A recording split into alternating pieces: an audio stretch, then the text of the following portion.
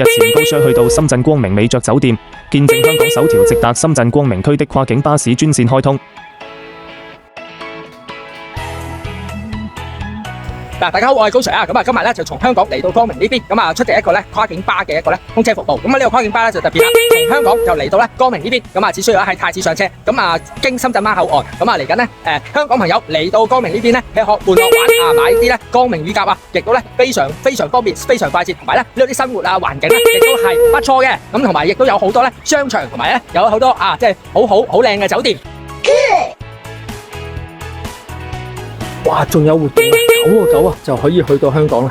為加強深港兩地互聯互通，促進兩地經貿文旅融合發展，吸引更多港人了解光明旅遊，在多方共同努力下，光明至香港跨境直通巴士線路正式開通運營。高數去到光明美爵酒店出席開通儀式，發掘光明的美好。活動後，高數探索光明，吃喝玩樂。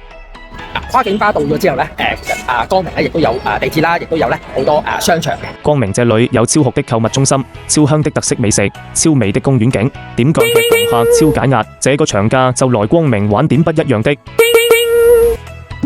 記得點讚關注哦。